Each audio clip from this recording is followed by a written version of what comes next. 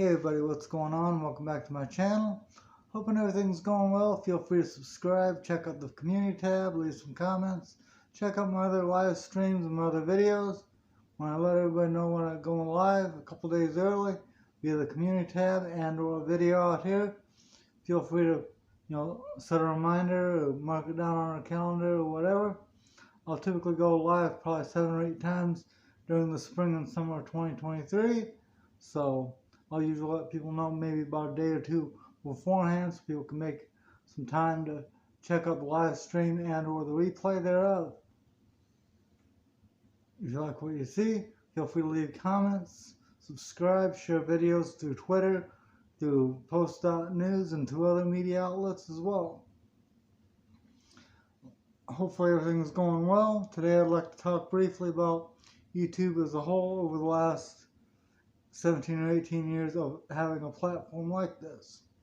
Over the years, not only have there been a lot of new features like the short shelf, like the YouTube analytics, and like live streaming, but also, other platforms have kind of lent various features, to YouTube, and with that coupled with the YouTube analytics and the YouTube Studio or Studio app, whichever, you can find a lot of insights on your channel, how videos are doing, watch time, etc.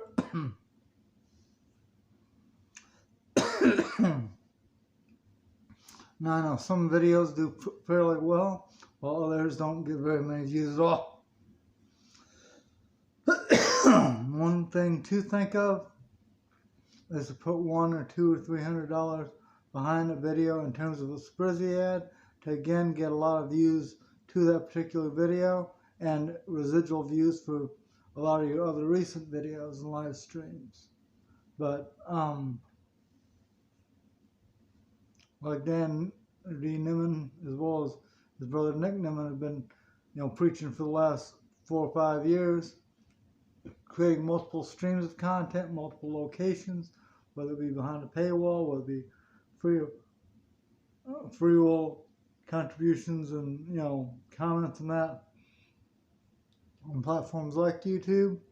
You can create more of a community around your audience in terms of the community tab, other websites and online communities like PHP, or WordPress, or whatever other sites you're familiar with. Over the last 25 years of using the internet, there's been a lot of changes. A lot of the sites from 20 years ago aren't even available today due to lack of interest, due to a lot of people moving on to other things. And of course, new technologies, including AI, are definitely playing into that scenario. But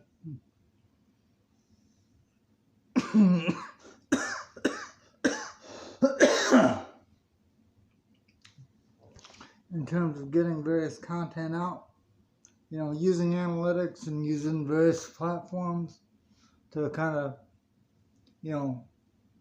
have multiple ways to get particular content and help whatever avenues grow as a communal effort, definitely come into play.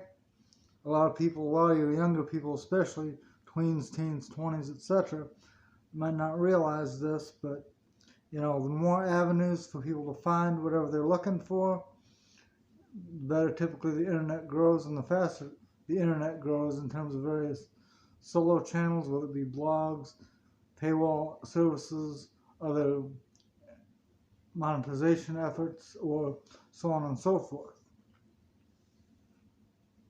For a lot of people, it might not be much about money. It might just be, about information and content. But there's, definitely plenty of ways to express that content, whether it be through podcasts, websites, blog posts, online communities, etc. And the more avenues and the more ways to interact with various like-minded individuals and create a community of audiences, and kind of build out various groups through Reddit, through post.news, through WordPress or YouTube or whatever, the faster each of those platforms typically grow and develop. Now, when it comes to various platforms, especially your newer social media platforms, I think a lot of focus needs to be put into two aspects. First, it needs, end user support, whether it be through a blog, through an online community or whatever, in terms of bug reporting, discussions of new features, etc. And then two, it needs to be a responsive thing. With YouTube being on Twitter, you can let people know if your account's having issues or other, various new features you can comment on, etc. Post.news, has something similar, although being a fairly new, service, they're kind of, starting to work some of that out. And while there have been a couple other people that have been a little bit impatient, I've noticed that a lot over the last 17, 18 years of the internet. People become from being able to chat and communicate to being impatient, thinking they need everything within 30 or 40 seconds or it's going to be a waste of their time. Now, even if you have organizations behind a blog or behind your YouTube channel of 10, 15, 20 people or whatever, having team leads, having, analytic support, having, ways to, get feedback and that, kind of go along with, both sides of the coin, both providing the content and the value to your community, but also being more of a two-way street. And typically, like with TV and radio, you get whatever program you're interested in and you go about your business. Whereas, like with blogs, YouTube channels, etc., it's kind of the interactive two-way communal, sharing of information, giving each other assistance and help with various features and so on and so forth, making it a more inclusive experience for everybody involved. Feel free to check out my other videos that I've covered on this over the last couple months. Also if you want, you can help, take, charge and build up the fundraising effort.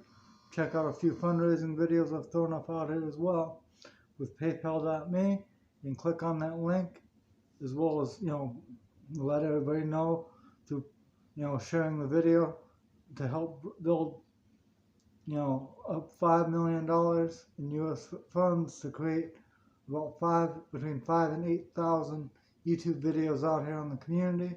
Again, that will be over a period of years, a lot of content, hours of videos on all sorts of topics.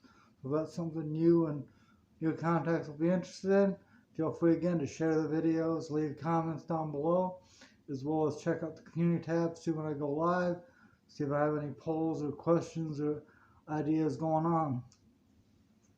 Until next time, do what you do, and we'll catch you next time.